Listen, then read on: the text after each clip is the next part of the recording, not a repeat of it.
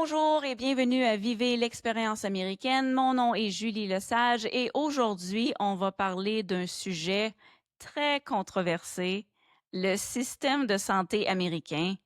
Et ça va être une discussion très honnête parce que, contrairement à ce que vous pouvez penser, je ne crois pas que le système de santé américain, c'est le meilleur au monde, mais je vais tout de même vous expliquer pourquoi je crois qu'il est 100 fois mieux que celui du Québec. Donc, ce que j'entends souvent comme commentaire, c'est des est-ce que c'est vrai qu'il y a des gens qui meurent dans les rues par faute de manque d'assurance?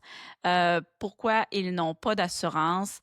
Est-ce que c'est parce que les assurances coûtent beaucoup trop cher? Donc, on va regarder ici qu'est-ce qui fait que les gens n'ont pas d'assurance. Il y a plusieurs façons d'avoir une assurance aux États-Unis. Donc, si vous avez la chance d'avoir un employeur ou si conjoint-conjointe a un employeur qui offre des assurances, les grosses compagnies ici avec plus de 50 employés doivent offrir les assurances santé à leurs employés. Donc, si vous avez cette chance-là, ben c'est parfait. C'est la meilleure chose à faire. C'est pour ça qu'ici, quand on se cherche un emploi, souvent, on va regarder pas juste le salaire, mais aussi ce qui vient avec, donc les assurances, le package des assurances santé. Si on n'a pas la chance d'avoir un employeur avec des assurances santé, on a notre propre entreprise, qu'est-ce qu'on peut faire? Ben, en fait, on peut joindre une assurance groupe, donc il y a plusieurs organisations, des associations. Les associations, ça peut être des associations religieuses, ça peut être aussi des associations d'entrepreneurs. Il y en a tellement. Donc, si vous pouvez joindre une association comme ça qui offre des assurances santé, vous allez payer moins cher parce que c'est une assurance groupe. Et il y a aussi les assurances individuelles qui sont exactement comme si vous alliez vous chercher une assurance pour votre voiture. Euh, Depuis quelques années, nous avons Obamacare. Donc, Obamacare, c'est en fait un site Internet où on peut aller en entrant nos informations, notre revenu annuel, tout ça. On va avoir des propositions de compagnies d'assurance privées, mais le coût mensuel va être payé en partie, dépendamment du revenu annuel, le nombre de personnes dans la famille, par le gouvernement. Donc, encore là, on a plusieurs options. Puis je vais vous en parler de ces options-là, mais c'est la façon, euh, ce sont les façons d'avoir une assurance aux États-Unis. Si vous êtes en passant un expat, vous avez droit aux assurances par les employeurs, groupes individuels et aussi par Obamacare. Par contre, les expats ne sont pas éligibles à Medicare et Medicaid. Donc, Medicare et Medicaid, ce sont deux assurances du gouvernement qui couvrent des groupes de personnes différentes. Donc, Medicare, c'est un programme fédéral qui va couvrir les adultes de plus de 65 ans ou ceux qui sont invalides. C'est une couverture qui n'est pas nécessairement basée sur le revenu, donc c'est vraiment basé sur le statut, le 65 ans et plus ou invalide, et un peu complexe à comprendre parce qu'il y a des parties A, B, C, D qui vont couvrir des trucs un peu différents. C'est aussi le programme pour lequel quand on paye nos impôts, on contribue. Donc, si on a contribué à ça pendant au moins 10 ans, on ne paye pas de montant mensuel, mais si on n'a pas contribué parce qu'on n'a pas travaillé ou le conjoint n'a pas travaillé, euh, on pourrait payer de 200 à 500 dollars par mois. C'est pas si pire. Le 200 est pas si pire. Le 500, ça commence à coûter cher, surtout si c'est pas pour une famille au complet. Medicaid. Medicaid, c'est un programme qui est administré par l'État, mais financé en partie par le fédéral. Ça couvre les enfants, les femmes enceintes et ceux qui ont un faible revenu. Donc, oui, c'est basé sur le revenu et généralement va être gratuit. Quelquefois, les gens pourraient avoir à payer ce qu'on appelle, bon, les tickets modérateurs, là, on dit des copays ici, mais la majorité des soins vont être gratuits. Donc ça, c'est ce qu'on peut avoir comme couverture en étant non pas juste américain. Si on est américain, citoyen américain, oui, on a le droit à Medicare et Medicaid, mais même juste en étant un expat, donc sur un visa, peu importe le visa, on a accès à beaucoup d'options. Combien ça coûte? En fait, je voulais vous conter l'histoire d'une fille avec qui j'ai jasé, c'est-à-dire une personne seule, relativement jeune, qui me disait qu'elle avait pas d'assurance et je lui ai demandé pourquoi. Parce que pour moi, pas avoir d'assurance, c'est un méga risque. Je prendrais jamais ce risque-là, parce qu'on sait jamais qu'est-ce qui peut arriver. Donc j'étais curieuse, je lui ai posé la question et elle m'a dit parce que j'en ai pas de besoin puis ça me tente pas de payer. Donc, je lui ai demandé, OK, combien ça te coûterait une assurance? Elle dit, ben, je suis allée voir sur le site d'Obamacare et ça me coûterait 87 par mois, ce qui n'est pas si mal, sauf qu'il y avait une franchise de 1000 parce que bon, il n'y a pas juste le montant par mois, il y a d'autres montants à payer qui viennent avec l'assurance, dont je vais parler plus tard, mais pour elle, c'était un 87 par mois plus le 1000 de franchise. Et elle ne voulait pas payer ça. Mais je lui ai dit, mais qu'est-ce que tu fais s'il arrive quelque chose? Elle dit, ah, ben, elle a une clinique communautaire. Bon, parce qu'il y a des cliniques communautaires ici. Certaines sont même gratuites, donc tu peux voir un médecin gratuitement. Et certains vont charger un 15-20 pour la visite. Donc, il y a des options, là. C'est comme s'il n'y avait pas d'option du tout.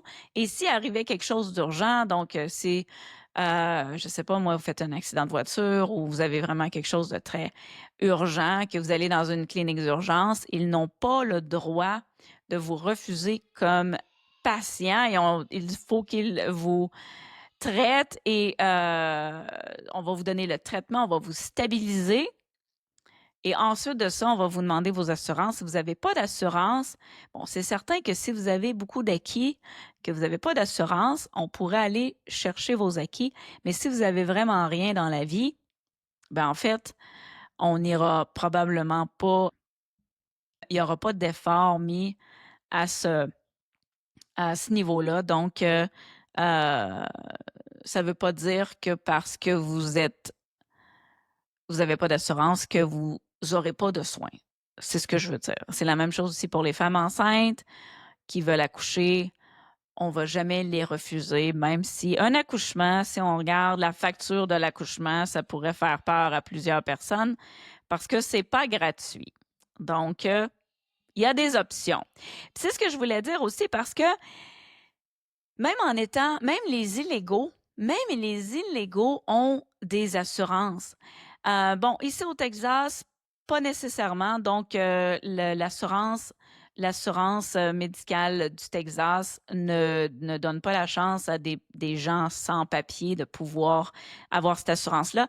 Mais en Californie, oui. Donc, la Californie va couvrir les gens même qui n'ont pas de papier. C'est-à-dire qu'on couvre n'importe qui, on ne pose pas de questions. Puis il y a aussi le Maryland qui a changé. La couverture est un peu différente dans la Californie, mais ils ont changé aussi leur loi pour pouvoir permettre à des gens qui n'avaient pas de papier, donc les gens qui sont illégalement aux États-Unis, de pouvoir avoir une assurance santé également. Donc, il y a des options. C'est pour ça qu'il y a des gens qui n'ont pas encore d'assurance. Bon, si vous avez les moyens et que vous n'avez pas d'assurance, c'est là le problème. Parce que s'il arrive quelque chose et que vous avez une grosse facture et la facture sera très grande, bien, on va aller essayer de trouver tout ce qu'on peut pour vous. Donc, 47 dollars pour cette jeune fille-là, qu'est-ce que ça me coûte, moi? Pour notre famille, ça nous coûte 500 quelques dollars par mois. Puis si vous écoutiez les entrevues que je donnais il y a même 15 ans, ben je disais encore que ça nous coûtait 500 dollars et c'est totalement vrai. On paye la même chose, on a juste une couverture un peu différente et je vais revenir là-dessus. Donc, le coût par mois peut varier énormément. Ça peut vous coûter 87 dollars par mois, mais ça peut vous coûter très cher si vous prenez une assurance qui n'a pas de franchise. C'est-à-dire que vous payez par mois, puis ensuite de ça, vous payez plus rien. Vous pourriez payer jusqu'à 2000 dollars par mois pour des assurances comme ça. Parce que quand on choisit une assurance, on a des options. Une des options, c'est d'avoir un premium, un coût par mois plus bas, mais d'avoir une franchise plus élevée. Ou on peut avoir des programmes différents. Donc, on parle de HMO, PPO. Donc, si vous entendez ça, c'est probablement si vous venez aux États-Unis puis que vous essayez d'avoir une assurance, vous allez entendre parler de ces acronymes-là. Qu'est-ce que ça veut dire? Bien, en fait, les HMO, ce sont des assurances où votre couverture est à l'intérieur d'un réseau seulement. C'est-à-dire que pour cette assurance-là, vous allez voir sur le site Internet, vous allez faire une recherche des hôpitaux, les cliniques, des médecins, des spécialistes et voir s'ils sont à l'intérieur du réseau. S'ils sont à l'intérieur du réseau, ça va être couvert. S'ils ne sont pas à l'intérieur du réseau, bien, il y a des assurances qui vont pas couvrir du tout ou qui vont vous charger un peu plus cher. Donc, c'est bon à savoir. Notre première assurance ici, c'était une assurance HMO, c'est-à-dire que mon conjoint travaillait dans un hôpital. Donc, bien entendu, voulait qu'on utilise, que les employés de l'hôpital utilisent les ressources de l'hôpital. Donc, on avait ce type-là. Donc, on ne pouvait pas aller partout. Bien entendu, si vous arrive une urgence, vous êtes dans une autre ville, un autre pays même. Donc, si on allait au Canada, ben, notre assurance nous couvre là, pour tout ce qui est soins d'urgence, on nous couvre partout, mais c'est juste pour prévention, puis tout ça, comme le suivi. Mais là, ça va se faire au niveau local et vraiment à l'intérieur du réseau. Et l'autre programme PPO, ben en fait, c'est vraiment une assurance. C'est celle qu'on a en ce moment, c'est-à-dire n'importe où, va nous couvrir n'importe où. Mais là, en plus de la franchise, ça peut varier. Ça peut être 1000 dollars, 2000 dollars par personne. Ça peut être 5000 dollars pour la famille. Donc, ça varie beaucoup. Faut vraiment étudier chaque programme parce que dépendamment de votre situation, dépendamment aussi de vos antécédents médicaux, ben une option sera meilleure que l'autre. Et il y a aussi l'étiquette modérateur, c'est-à-dire que même si l'assurance couvre tout de votre visite chez le médecin, les traitements que vous allez recevoir, les soins d'urgence, l'hospitalisation, l'ambulance, ça couvre beaucoup. Vous allez tout de même payer ce qu'on peut appeler un ticket modérateur quand vous allez vous présenter chez le médecin ou à l'urgence, etc. Donc, ça peut vous coûter aussi peu que 5 dollars ou ça peut vous coûter 30, 40 dollars par visite chez le médecin, encore une fois, dépendamment de votre assurance. Il y a aussi des coûts plus élevés si vous allez en salle d'urgence. Puis ici, on a ce qu'on appelle, on a comme deux choix. On a les emergency room et les urgent care. ce qui est difficile à traduire parce que ce serait la même chose, la grande salle d'urgence et la petite urgence. Donc, si votre vie est en danger, vous allez dans une grande salle d'urgence et si vous pouvez pas vraiment attendre, mais votre vie est pas en danger, vous allez aller dans une clinique de urgent care ici. Et là, le ticket de modérateur va être différent. C'est-à-dire que d'aller dans une grande salle d'urgence, ça va vous coûter beaucoup plus cher, peut-être un 125 $. Ça peut être plus que ça, là. Je donne des exemples de ce que moi j'ai vécu. Mais si vous allez dans une clinique, ça peut vous coûter un 30 dollars si c'est pas très, très urgent. Donc, en fait, ça permet aux grandes salles d'urgence de ne pas avoir une grande, grande salle d'attente. Parce que si vous allez dans les urgences ici, vous allez être vraiment surpris qu'il n'y a pas beaucoup de gens dans les salles d'attente. En fait, même souvent, il y a même pas de chaises ou il y en a deux, trois pour la famille. Mais des salles d'urgence, j'ai jamais vu ça, des salles d'urgence comme celle au Québec. Je suis allée dans plusieurs hôpitaux ici. Je dis pas que ça existe pas à certains endroits, mais j'ai jamais vu de grandes salles d'attente très, très, très occupées avec beaucoup de monde. Jamais arrivé. On me pose aussi souvent la question, si tu étais pauvre, est-ce que tu aimerais mieux habiter au Québec pour, euh, pour la santé ou si tu habiterais aux États-Unis? Puis en fait, si j'étais pauvre avec ce que je vous ai dit plus tôt, ben vous comprendrez que j'habiterais aux États-Unis. Même que si j'étais pauvre, je déménagerais peut-être dans un État où le, l'assurance de l'État est meilleure. Parce que même si l'impôt est plus élevé, je prends par exemple la Californie, ben si je suis pauvre, je paierai probablement pas beaucoup d'impôts. Donc, pour moi, ça serait avantageux de déménager dans un État comme celui-là.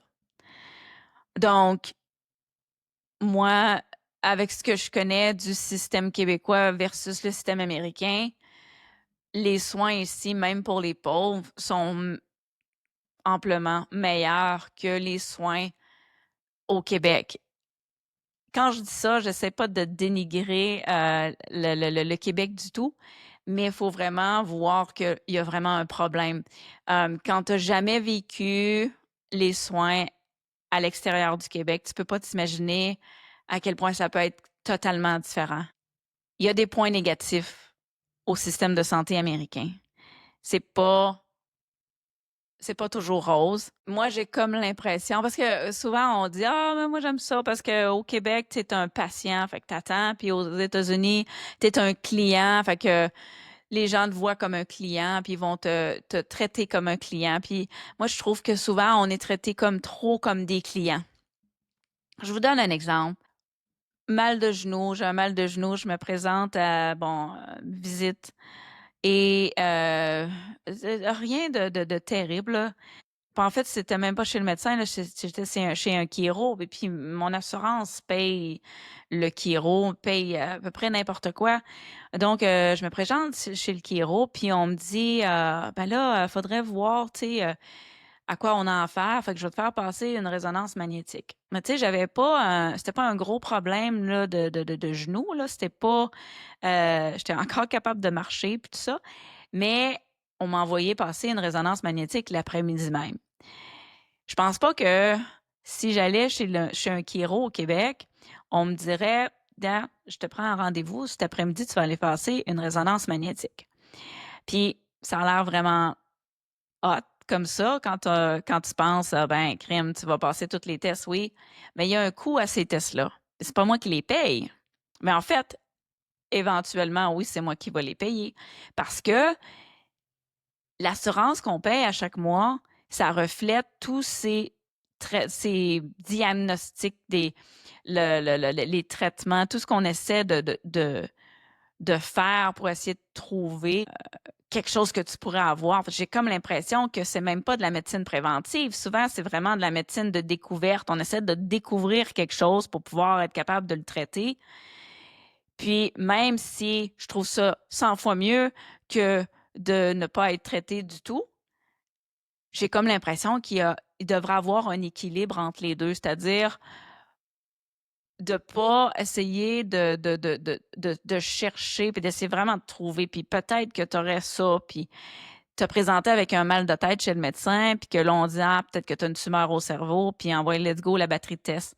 Tu sais, il y a probablement d'autres choses que tu pourrais faire avant d'en arriver là. Puis je pense que c'est ça le grand problème du système américain. C'est pas que on n'a pas de soins, on en a trop et c'est pas nécessaire. Et c'est pour cette raison-là que les Américains paient le plus. Je sais pas si c'est le plus dans le monde, mais je pense qu'on n'est pas loin par personne. C'est grave.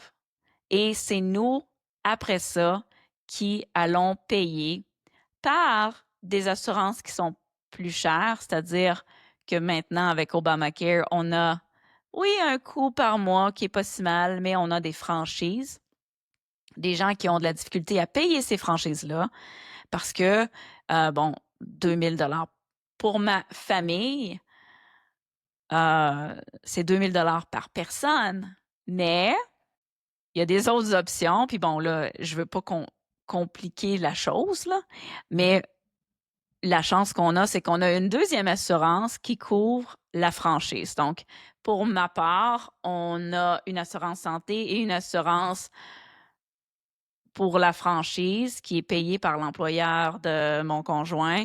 Donc, on ne paye pas vraiment de franchise, mais on n'est pas dans la majorité. Et de payer 2000 $ par mois, ça pourrait être problématique pour certaines personnes. Si vous comparez avec, si vous êtes des gens qui payent beaucoup d'impôts, un fort pourcentage d'impôts au Québec, que vous arrivez aux États-Unis dans un État où il n'y a pas qu'il y a pas d'impôts d'État, par exemple le Texas, la Floride, ben, c'est certain qu'à la fin, ça va être avantageux pour vous. Donc, ça dépend toujours. Faites vos calculs si vous considérez faire le move.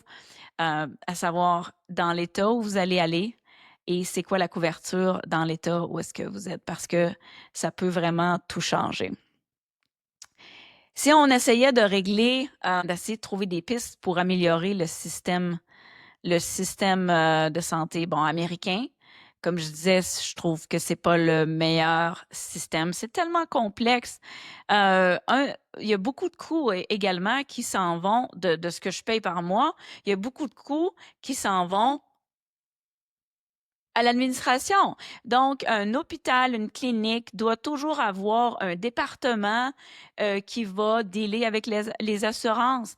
Parce que bon, il n'y a pas juste une sorte d'assurance, il y a plusieurs sortes d'assurances. Et c'est quand même assez complexe. Bon, c'est tel traitement qui a le petit code, puis on va aller voir si cette assurance-là va couvrir ce petit code-là. Bon, puis combien que la personne elle doit me donner là, dans sa visite aujourd'hui, puis est-ce qu'il y a une franchise à payer? Donc, c'est vraiment complètement compliqué et il y a beaucoup d'argent qu'on paye qui s'en va à tout ce qui est côté administratif. C'est pour ça que on voit de plus en plus ici des médecins, des spécialistes même, qui décident de complètement sortir du système d'assurance puis du système gouvernemental. Donc, ils n'acceptent ni Medicaid, ni Medicare et aucune assurance. Donc, si tu vas là, tu payes de ta poche et tu vas avoir les soins. On oublie tout ce qui est le côté administratif. Tu vas avoir vraiment des soins excellents, mais encore une fois, il faut que tu aies les moyens de le faire. Le terme pour ça qu'on utilise ici, c'est de concierge care. Donc, c'est vraiment un système de santé de luxe où tu vas pouvoir, c'est un peu comme le système de santé privé peut-être au Québec, où tu n'as absolument aucune assurance qui est acceptée, qui est des coûts complètement exorbitants. Donc, je pense, une partie du problème. L'autre problème qu'on a, c'est vraiment la santé des Américains. Donc, il n'y a pas beaucoup de prévention qui se fait parce qu'il n'y a personne ici qui bénéficient de la prévention. Donc, il n'y a pas beaucoup de compagnies, que ce soit des compagnies pharmaceutiques, qui se soucient vraiment de la santé des gens. Puis, ce que ça l'amène, c'est les Américains sont pas en santé. Le taux d'obésité, de diabète, de maladies cardiovasculaires, cancer, c'est un des plus mauvais au monde. Au monde. Et pourtant, on a les meilleurs soins de santé au monde. Il y a quelque chose qui fonctionne pas. Mais je pense qu'on s'en va dans la bonne direction. Même s'il est très controversé, je pense que Robert Kennedy, c'est une, c'est un de ses buts, c'est de vraiment réveiller les gens pour avoir retrouvé une certaine responsabilité. On n'a plus cette responsabilité-là d'être en santé, hein. C'est plus culturellement accepté de dire ben que tu sais quelqu'un qui est obèse, qui fait de l'embonpoint pour sa santé devrait maigrir.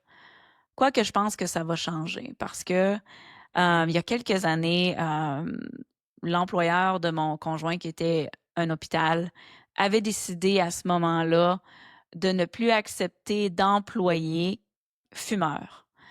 Donc, il fallait passer un test. Et bon, si ça faisait longtemps que tu travaillais pour cet hôpital-là, euh, on te faisait suivre un programme pour arrêter de fumer, mais les nouvelles embauches, pas du tout.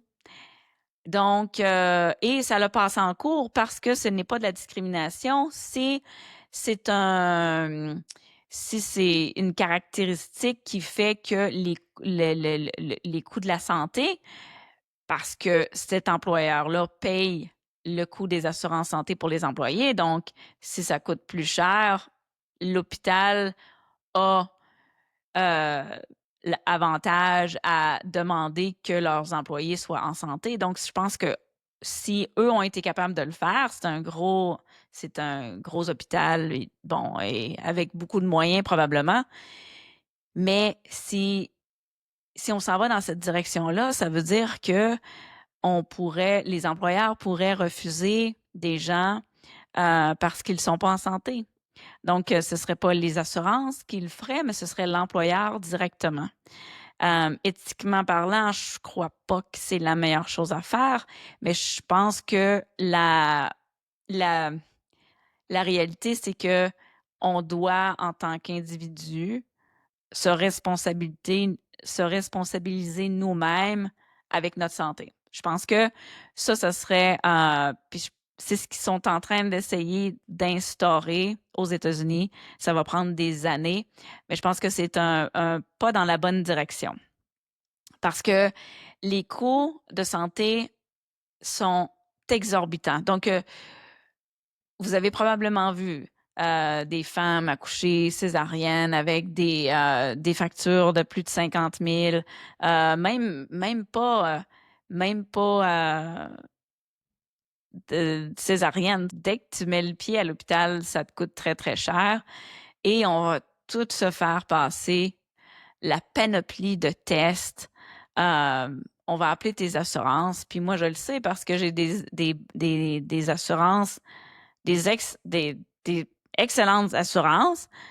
Puis j'ai comme l'impression qu'en voyant que j'ai de bonnes assurances, c'est comme si on me dit, oh, ben, on pourrait te faire passer ce test-là, puis ce test-là, puis ce test-là. Puis on pourrait, tu sais, on va regarder, ils vont payer de toute façon. Puis c'est vrai, ils vont payer de toute façon. C'est juste que le coût par mois et la franchise, c'est aussi moi qui va la payer pendant des années. Fait que ça, c'est comment améliorer le système américain, comment améliorer le système québécois. Ben, en fait, je pense que la première étape, c'est d'identifier qu'il y a un problème. Je pense que les gens savent qu'il y a un problème avec le système de santé québécois, mais je pense que on comprend pas à quel point c'est un problème et à quel point c'est devenu un risque. Donc, je considère maintenant que d'être malade au Québec, c'est un méga risque parce que pas que les médecins, les hôpitaux font pas une bonne job. Je pense qu'ils font une très bonne job. C'est juste qu'il n'y a pas de ressources et il y a beaucoup trop d'argent qui s'en va dans l'administration de. Tu sais, il y a personne qui a d'avantage à bien performer. Puis je pense que quand t'as pas d'avantage à bien performer, euh, ça va, ça va s'en aller, ça va être laissé à l'abandon, puis on va voir ce qu'on voit en ce moment. Tu sais, pour faire valoir mon point, quand j'essaie de montrer à quel point le système de santé gratuit du Québec, quand on me pose des questions ici, ben, je les amène voir un certain site Internet où on montre le temps d'attente dans les urgences. Et généralement, ça prend un petit 20 secondes, puis la personne que j'essaie de convaincre est convaincue. Ça n'a pas de sens. Ça n'a absolument pas de bon sens. J'aimerais juste ça que les Québécois comprennent et revoir le système au complet. Vous êtes chanceux, vous avez une responsabilité de votre santé, je pense, plus grande que les Américains. C'est-à-dire que les Québécois sont plus en santé que les Américains. Ils ont juste pas une bonne couverture de la santé. Donc, c'est pas quand quelqu'un est vraiment malade, je pense que c'est pas le meilleur endroit où être. Mais justement parce que les gens, ça leur tente pas d'aller attendre à 17 heures à l'urgence. Je pense qu'il y a un peu plus d'effort qui est fait à ce niveau-là. Donc, vous avez cette culture-là de prendre responsabilité de votre santé, pas tout le monde, là, mais beaucoup mieux que les Américains. Je pense que vous devriez utiliser ça, cette culture-là, puis ensuite de ça, vraiment revoir le système de santé au complet et intégrer le service privé. Je pense que ça vous sortirait vraiment de ce gouffre-là que le système de santé est depuis que je suis partie. Donc, ça s'est pas amélioré, ça s'empire. Ça fait 21 ans que je suis aux États-Unis et il n'y a pas de lueur d'espoir. Je pense que tout ce qu'on va voir, moins qu'il y ait vraiment des grosses actions qui se passent, ça va juste s'empirer. Fait que j'espère que vous avez compris que ça va vous éclairer sur le système de santé américain. Je pense que mon point, c'était de vraiment expliquer qu'est-ce qui se passe ici, pourquoi les gens n'ont pas d'assurance, puis la façon dont ça fonctionne, qu'à à la fin de tout, ce qu'on paye versus ce qu'on reçoit, ben, je pense que c'est beaucoup plus avantageux qu'un système comme le système québécois, même si ici, on a encore énormément de travail à faire. Donc, j'espère que vous avez apprécié et si vous avez des questions, vraiment, posez-moi-les parce que ça m'aide encore, ça m'aide toujours à faire mes vidéos. Au revoir!